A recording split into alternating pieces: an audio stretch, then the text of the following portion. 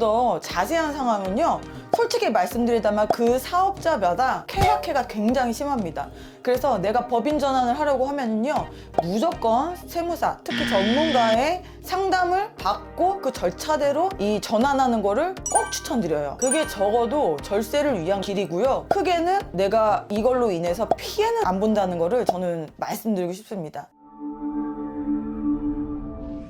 네, 안녕하세요. 믿음세무의 이기영 세무사입니다. 오늘은 요즘 좀 약간 핫한 주제일 수도 있는데요, 개인 사업자의 법인 전환에 대해서 좀 설명을 드리려고 합니다. 여러분, 우리가 개인 사업자였다가 법인으로 전환을 하는 경우는요, 생각보다 여러 가지 이유가 있어요. 그러니까 대표적인 거는 세금을 조금 내려고 하는 것도 있지만, 또 그 외에도 조금 상황에 따라서 법인이 필수 불가결하기 때문에 법인으로 전환을 하는 경우가 있거든요. 대표적인 예를 좀 몇 가지 설명을 드릴게요. 우선은 개인 사업자인 사장님이 근로소득자가 되고 싶은 경우에 법인 전환을 하시는 경우들이 좀 있어요. 왜냐면 개인 사업자 같은 경우는 지역보험료라든가 그리고 신용이라든가 이런 게 약간 근로소득자보다 조금 불리한 면이 있다고 저도 이렇게 들었거든요. 그렇기 때문에 그런 부분을 조금 완화시키고자 나는 개인 사업자보다는 그냥 근로소득자가 될래, 이래서 개인에서 법인 전환을 하는 경우가 있습니다. 두 번째는요, 투자를 받기 위해서입니다. 내가 개인 사업자를 운영을 하고 있는데 누군가가 나한테 투자를 한다는 거예요. 근데 개인 사업자한테 투자를 하려면은 뭐가 좀 어정쩡하겠죠. 어떻게 투자를 해야 될지, 어떤 계약서를 어떻게 써야 될지 모르는 거잖아요. 그래서 제일 깔끔한 방법은 내가 법인을 만들어서 법인에 대한 지분, 그거를 투자를 받게 해서 지분율을 가지고 아주 수적으로도 정확하게 내가 이만큼 투자를 했으니까 이만큼의 이익금은 내가 가져가겠다라고 하기가 되게 용이한 게 법인이거든요. 그러기 위해서, 투자를 받기 위해서 법인 전환을 하는 경우도 왕왕 있습니다. 세 번째는 아까 말씀드렸다시피 바로 절세 때문인데요. 사실 개인 사업자와 법인 사업자를 두고 절세라는 얘기를 한다는 게 조금은 어폐가 있어요. 왜냐하면 일시적인 효과로 봤을 때는 법인 사업자가 유리한 건 사실입니다. 근데 장기적으로 봤을 때는 큰 차이가 없을 수도 있어요. 그런데 생각을 해보세요, 여러분. 법인 사업자는요, 내가 만약에 한 해 벌어들인 소득을 내가 물론 이사회 결의도 거쳐야 되고 주주총회도 거쳐야 되지만, 내가 과점주주고 내가 이사회라면 내가 그거를 안분해서 가져갈 수가 있어요. 물론 가져갈 땐 당연히 소득세라는 과세가 있습니다. 그렇지만 내가 배분을 해서 가져갈 수 있는 나에게 그런 힘이 있다는 거죠. 근데 개인 사업자는 어떻죠? 그런 게 없죠. 그냥 내가 한 해 벌어들인 소득은 무조건 그 해 일시불로 내가 사대보험부터 소득세까지 다 납부를 해야 되는 거예요.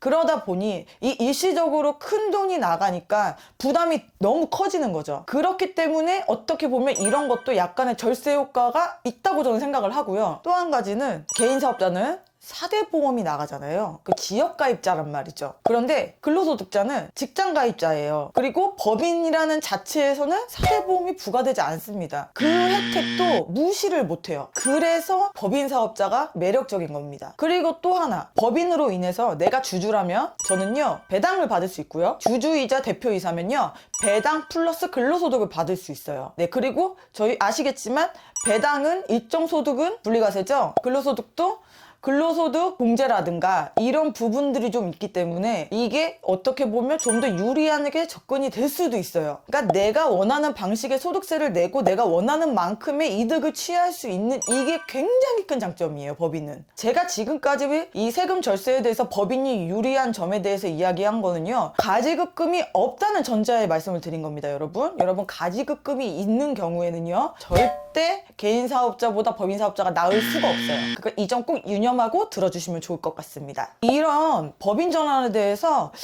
갑론을박이 많아요. 어떤 분들은 어차피 최종적으로 내는 세금은 똑같은데 뭐하러 법인 전환하냐, 법인 운영도 힘들고 피곤한데. 그리고 또 반대 의견은 그래도 나눠서 내는 건 좀 다르다, 이렇게 얘기를 하는 입장들이 있고요. 근데 저는 사실 후자에 좀 가까운 편입니다. 내가 법인을 잘 다룰 수 있다면 당연히 법인 쪽이 조금 더 용이하지 않을까 싶어요. 그리고 또 절세 포인트 두 번째, 복리후생비입니다. 여러분, 개인 사업자의 사장의 복리후생비는 인정이 안 됩니다. 소득세의 비용 인정 안 되고요, 부가세 공제 대상 당연히 아닙니다. 그렇지만 법인의 대표자의 복리후생비는 당연히 법인세에서 비용 인정되고요. 부가세에서도 공제가 된다는 거죠. 물론 이 한 명에 대한 복리후생비의 금액이 그렇게 크지는 않을 거예요. 너무 크면 그건 말이 안 되는 거죠. 그건 상여 처리될 수밖에 없어요. 근데 어쨌거나 그래도 이 부분도 어떻게 보면 하나의 절세가 될 수 있다는 거죠. 네, 이 부분에 대해서도 네, 조금 절세 포인트가 있어서 유리합니다. 그리고 또 마지막으로 제가 말씀드렸다시피 법인은 보험료가 부과 안 되죠. 그것도 큰 절세 포인트입니다. 그래서 지금까지 법인 전환을 하는 이유에 대해서 설명을 드렸고요. 이제는 법인 전환을 할 때 주의사항 같은 거를 좀 설명을 좀 드릴게요. 여러분, 법인 전환은요, 한마디로 포괄양수도를 하는 거예요. 개인 사업자를. 그리고 포괄양수도는요, 원칙적으로 계산서 발행을 안 해도 됩니다. 근데 계산서 발행을 한다고 혼내진 않아요. 어차피 효과가 똑같기 때문에 세무서에서 포괄양수도에 대해서 계산서를 안 끊는 이유는 개인 사업자는 어차피 세금 내는데 그만큼 법인 사업자는 또 어차피 또 환급받잖아요. 그러니까 어차피 국세 제정에서 플러스 마이너스 효과가 제로인데 인력에 대한 비용은 소모가 되니까 우리 이렇게 쓸데없는 비용 낭비하지 말자라는 큰 취지에서 만든 게 바로 포괄양수도는 계산서 발급 안 해도 된다는 거거든요. 근데 이제 도소매 같은 경우 포괄양수도를 할 경우에는, 그러니까 재고자산 넘길 때 할 필요 있다 없다? 사실 없습니다. 근데 그래도 저는 개인적으로 계산서를 어느 정도는 재고자산 쪽은 발행하는 게 좀 좋을 거라고 생각이 들어요. 그리고 발행하는 그 세금 계산서와 함께 넘기는 재고자산의 종류라든가 수량, 금액을 철저하게 리스트업해서 넘기시는 거를 분명히 저는 추천드려요. 이거는 제조업의 제품도 마찬가지입니다. 그리고 두 번째예요. 얘가 진짜 피곤하고 말도 많고, 서비스직의 법인 전환 어디까지 인정될까냐입니다. 개인 사업자가 법인 전환을 할 때 이게 서비스직인 경우에는 요즘 인정을 잘 안 해주는 추세예요. 연예인분들도 이걸로 말이 참 많았죠. 개인 사업자의 개인이 법인 전환을 한다? 어차피 그 서비스는 내가 제공을 하는 건데 나는 그냥 개인인데 법인이 제공하는 걸로 본다? 이건 좀 이상하다 라고 생각하는 게 국세청의 의견입니다. 말 그대로 실질과세를 주장을 하는 거예요. 그리고 납세자들 입장은 이제 법인 전환을 한 거죠. 나는 합법적으로 법인 전환을 했고 개인과 법인격은 당연히 다르고 나는 거기에서 하나의 불법적인 행동을 하지 않았기 때문에 당연히 법인을 전환한 걸 인정해 줘야 된다라는 겁니다. 그래서 서비스직을 법인 전환하실 때는요, 진짜 개인 사업자의 하던 버릇을, 그러니까 묵은 때를 싹 벗겨내셔야 돼요. 항상 계약을 할 때도 법인 병의로 계약을 하셔야 하고요. 그리고 법인으로 인해서 그 매출에 대한 응대의 대가를 법인으로 받고 법인으로 귀속을 시키며 당연히 나도 돈을 가져가야 되잖아요. 그러니까 내가 또 정당하게 대가를 가져갈 때 합법적으로 소득세를 그만큼 부과를 하고 이런 것들을 철저하게 하셔야 됩니다. 솔직히 이 부분은 자기 입장에서 얘기하면 다 맞는 얘기예요. 국세청 입장도 틀리기 좀 애매하고요. 납세자 입장도 좀 틀렸다고 말하기 애매합니다.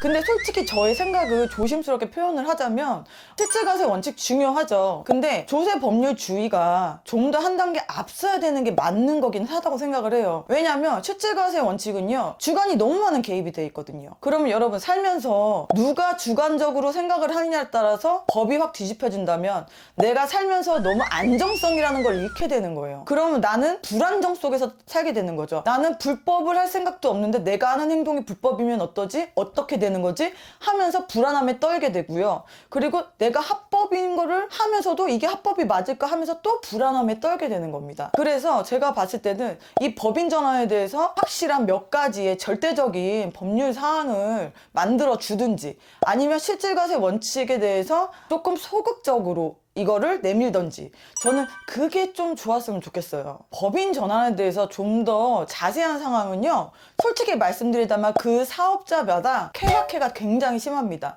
그래서 내가 법인 전환을 하려고 하면은요, 무조건 세무사, 특히 전문가의 상담을 받고 그 절차대로 이 전환하는 거를 꼭 추천드려요. 그게 적어도 절세를 위한 길이고요. 크게는 내가 이걸로 인해서 피해는 안 본다는 거를 저는 말씀드리고 싶습니다. 지금까지 믿음세무의 이기영 세무사였습니다. 감사합니다.